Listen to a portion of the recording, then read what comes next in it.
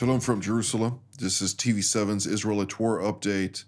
As we're set to deliberate the latest regarding Israel, the region, and beyond, it's always important to remember how the war began.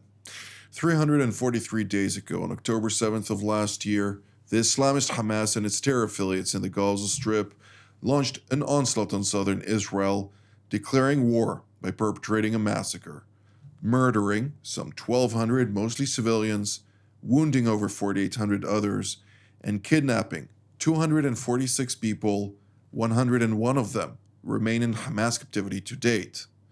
Subsequently, on October 8th of last year, Iran practically joined the war when it greenlighted its proxy in Lebanon, Hezbollah, to launch cross-border attacks against Israel.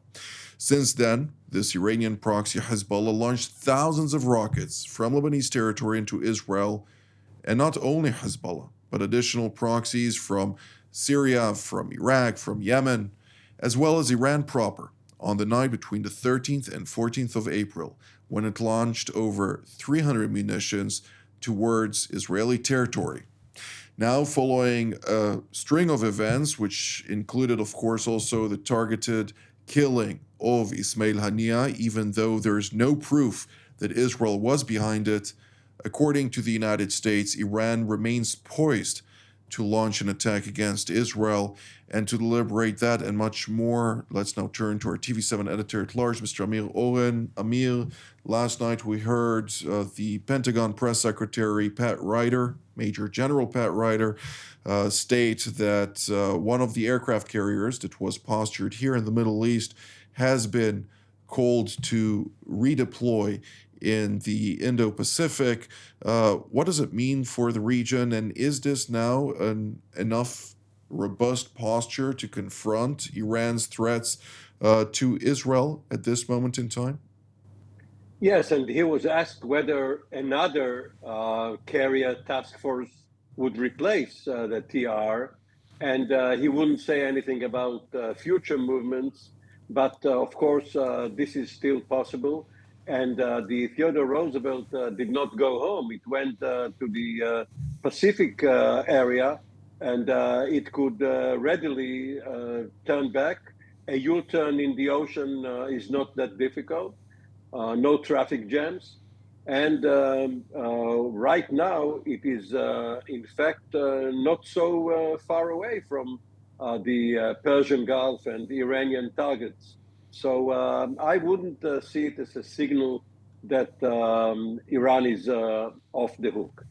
Now, as for the Israeli fight on several fronts, once again, in the Lebanese fight against Hezbollah, strikes and counterstrikes, more details emerging regarding the Israeli strike against the Syrian research factory, which is also a sort of a way station transshipping precision guided equipment from Iran to Hezbollah through Syria. Apparently, it wasn't only an airstrike, but also a commando mission, a daring commando mission, in which Israeli troops penetrated the guarded Syrian facility and spirited off a lot of equipment.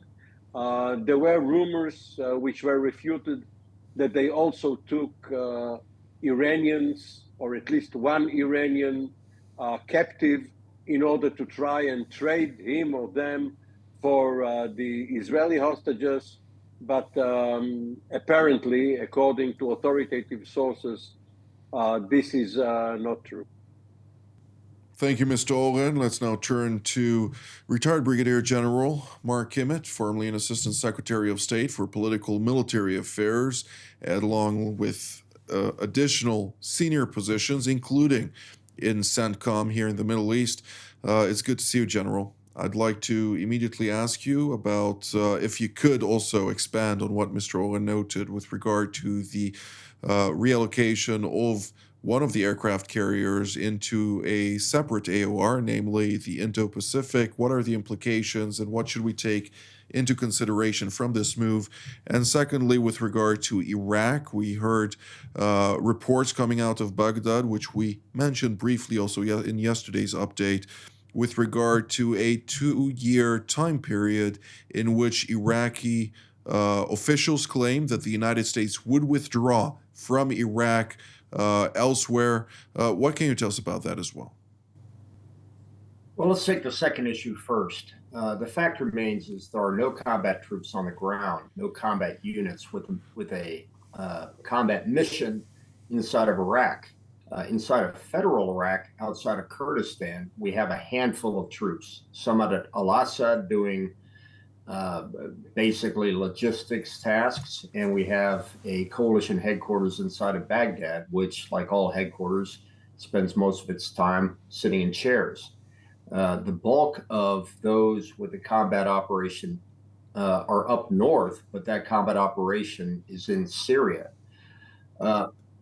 And I think it's also important to understand why we're there. We left in 2014. We left in 2011 because the combat mission was over. We came back in 2014 at the express invitation of the Iraqi government, desperate for some assistance in the ISIS war. Well, ISIS is no longer a significant threat to Iraq. They seem to be able to handle it themselves. So one really needs to question the value of having American units there in the first instance. And I would suspect that we're going to find accommodations for how to continue the fight against the remnants of ISIS in Syria. It's to the point now where the presence of any American troops as part of a coalition is just used for strategic communications value by the adversaries, the Hashid, the Iranian-backed groups, so on and so forth. So demilitarizing, in that sense, the coalition is helpful in that regard. But second, I think it's important that Iraq is not talking about throwing out any troops at all. It's talking about ending the coalition and returning to what we had between 2011 and 2014, which are bilateral rather than multilateral military programs. So I'm not necessarily too concerned about the withdrawal of a large number of American forces because most of them are staff officers in the first instance. And in the second instance, there will be bilateral military relationships that can pick up any of those threats. And third, we can always come back. Indeed. Well, will those, if I may follow up, will those decisions of a potential withdrawal of Operation Inherent Resolve be just focused on the Iraqi component of it, or will it also have implications for the Syrian part? That's yet to be decided. The question is, would there be an accommodation made to allow those forces operating in Syria, but logistically supported from Kurdistan, would they be allowed to stay there? My suspicion is that the Iraqis, at the end of the day, will see the value in having a military force way up in the north that has a logistics base in Kurdistan, but is operating in Syria as something that's in their benefit. But we'll see. Indeed. Of course, we all remember the abrupt decision at the time of President Donald Trump to withdraw forces from Syria, which was met with backlash, not only from here in Israel, but also the head at the time of the operation in Syria, including the deputy political head thereof, Bill Robach, who was here on the show and explained this at length at the time. He noted that at the time he traveled to Washington, met together with Senator Lindsey Graham, with President Trump, and convinced them at the time to maintain a contingent there because Daesh is still very much active. It is in a fluctuating position. Nonetheless, it doesn't hold a significant landmass, and therefore having major operations there is not necessarily in U.S. interest or Western interest. but it also sends a message within the context of strategic power competition. Let's now turn to elsewhere in central Israel, where we're joined by Brigadier General in Reserve, Yaron Rosen, formerly an Israeli Air Force commander, a pilot, and many other things. It's good to see you, General. I'd like to focus now on Israel's northern front, if we may. Particularly Lebanon. There were reports in Lebanon that Hezbollah instructed the residents of southern Lebanon in a number of villages adjacent to the border to dislocate, to leave the area for fear of broader escalation. What can we evaluate out of this reality? Are we in an upward trajectory when it comes to prospects of wider escalation? That's a great question. I wish someone had the answer to that, but it almost sounds to me like 1948 when the Arab countries asked the refugees, well, back then not refugees, that was before there were refugees, the Arabs living in Palestine then, to leave their homes because they were starting the War of Independence, and after they win the war, they would be allowed to come back. I actually hope it's the same case this time. If they ask them to leave their homes, they should leave their homes. And now it's maybe it's a better staged war zone, and we can do what needed in order to stop the fire coming up from the north. But I think this raises a huge issue, which I think Israel is coping right now, which is border protection writ large. I mean, Israel is a small country. Borders in the Middle East generally have been quite a failure in the last quite a few decades, not serving very much stability. And I think that in relation to Israel, it is very, very important to Israel to protect its borders. I think that we saw in the last 2 weeks how Benjamin Netanyahu, described the Philadelphia line as the most important border to Israel's security and future, vis-a-vis, the pressure he's having in relation to the hostage deal. And also, we had terrorists coming in from Jordan, and also a killing on the border crossing of Allenby from Jordan to Israel. All these things, I think they really emphasize how important it is for Israel's future to define borders and define the right mechanisms in order to protect and defend Israel's borders and future. Just as an example, I went and looked at how the DMZ between North and South Korea was born, the whole idea behind it in 1953 and everything. And I think, looking at Gaza at least, I'm assuming that the right way to move forward, instead of focusing on the Philadelphia line, would be to turn Gaza into a huge DMZ, basically, instead of focusing on Philadelphia by itself. We're practically falling into the logic that the Hamas is creating. We're making it more important than what it is. The most important thing about the future of Gaza is how Gaza doesn't turn again into a base of Hamas or any other Muslim Brotherhood or Iranian proxyhood force. And that is the thing. The thing is, how does Israel in the long term deal with Hezbollah as a proxy? It can be tomorrow the proxies from Iraq coming through Syria or through Jordan.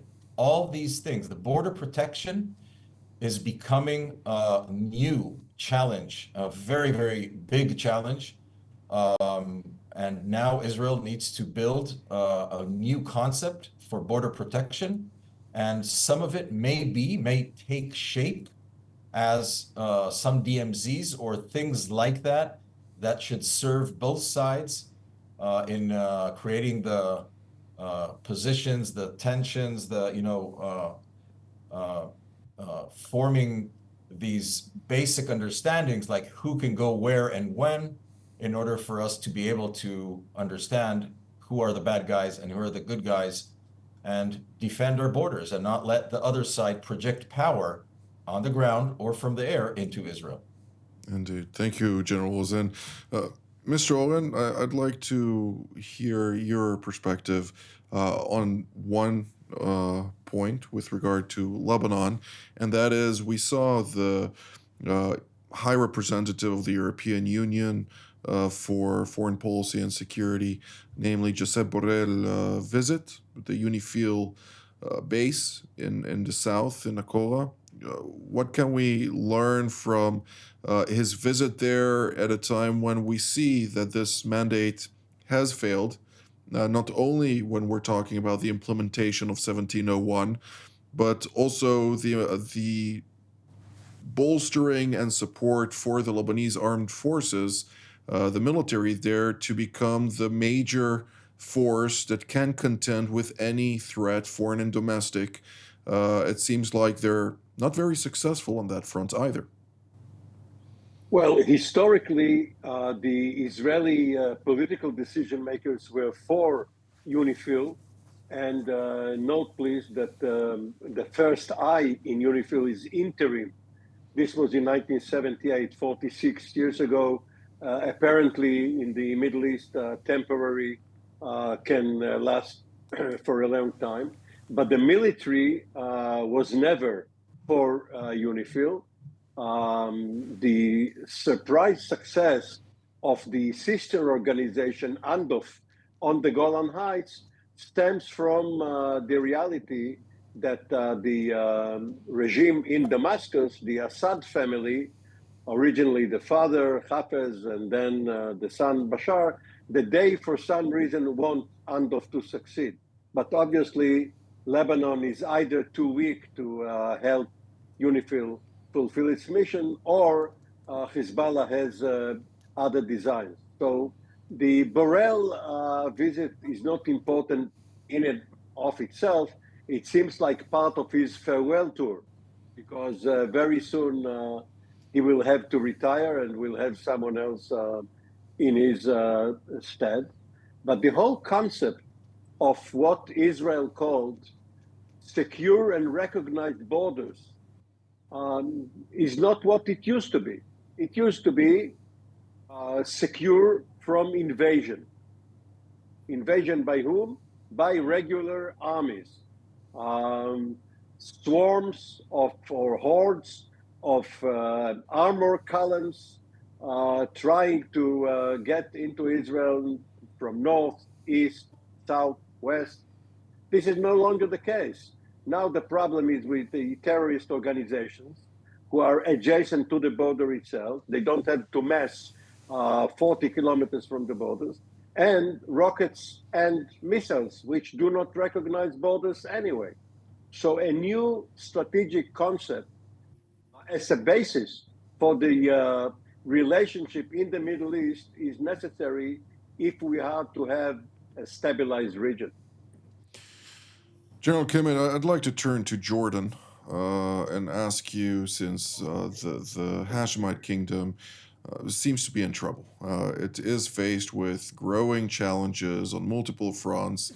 The last time that we spoke, we also highlighted the fact that 20%, the Muslim Brotherhood party that just had elections there, won 20% of the overall tally, which is staggering in historic terms.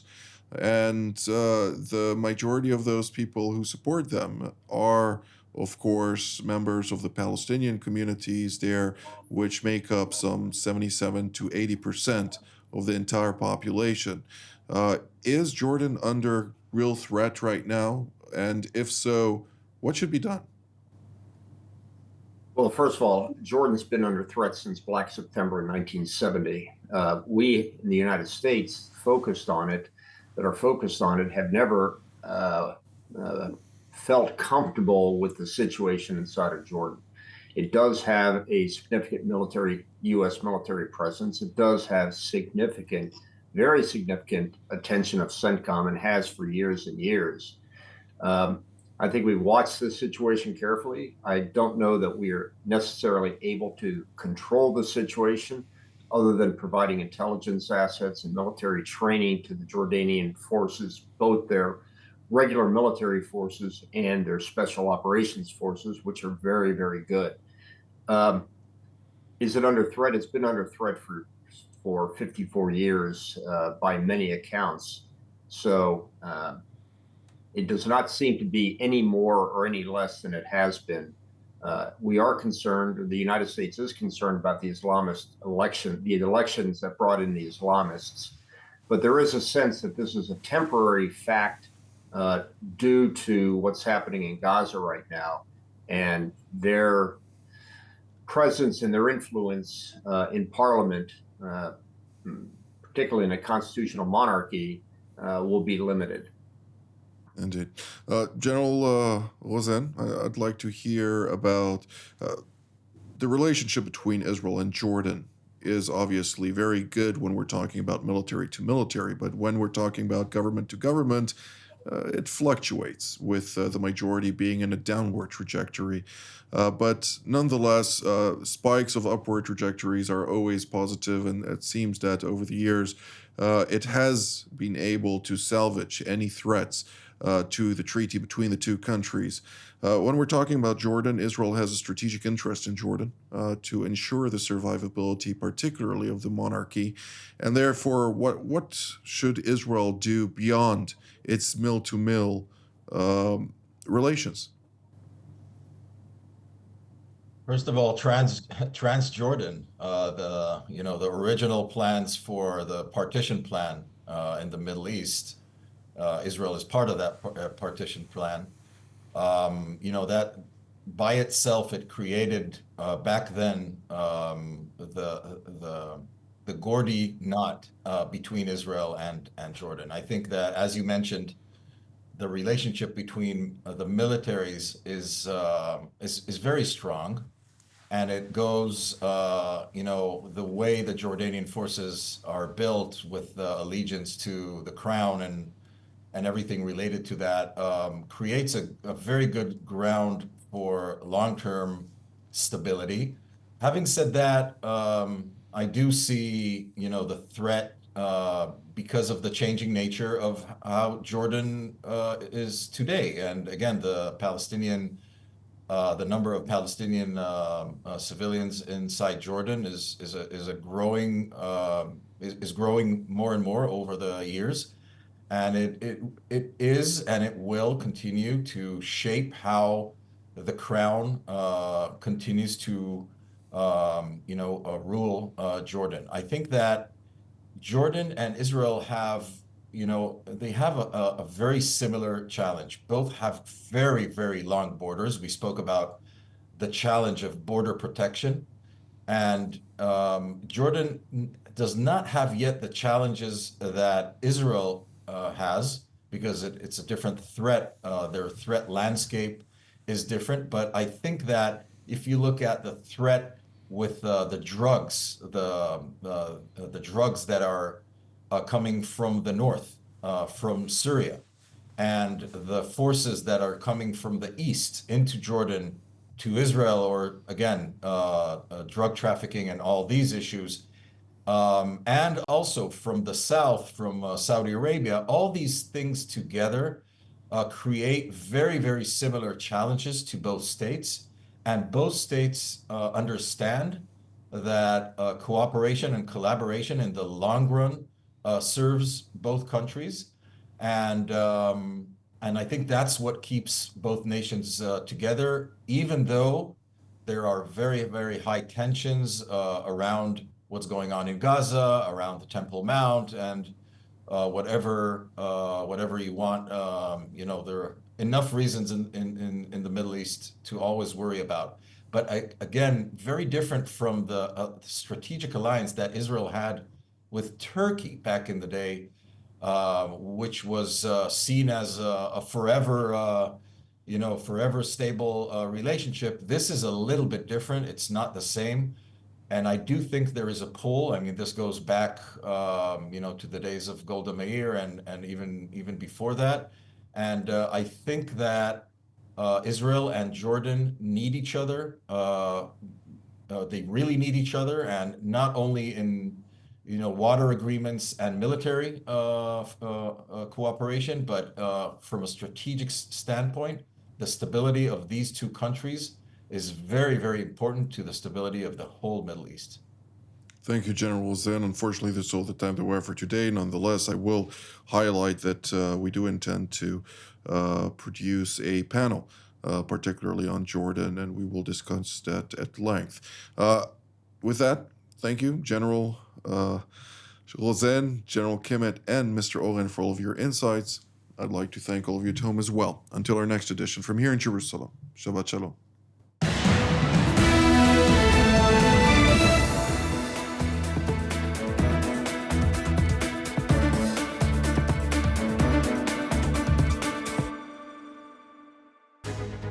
My name is Doron Gavish, and my background, 30 years of serving in the Israeli Air Force. My last job, I was the commander of the Israeli Air and Missile Defense during the introduction of the Iron Dome to the defense of Israel. All of this allows me really to be part of the team here in TV7. It is super important to have such a platform. We talk about the global situation, we talk about Israel, and those different angles which are relevant to the discussion.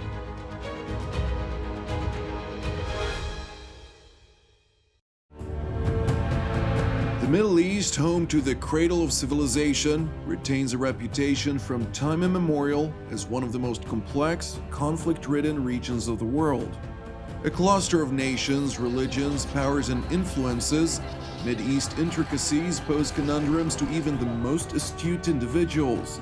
Bombarded daily, indeed every minute, by a barrage of information, some accurate, yet most of it less so, TV7 Israel invites you to watch and hear some of the most knowledgeable experts, most of whom partook in creating policies shaping this region today. Join us for Jerusalem Studio every Tuesdays and Fridays for content that truly matters. For more of TV7's productions and editorials, we invite you to visit our website at TV7israelnews.com. Jerusalem Studio, now available on Spotify.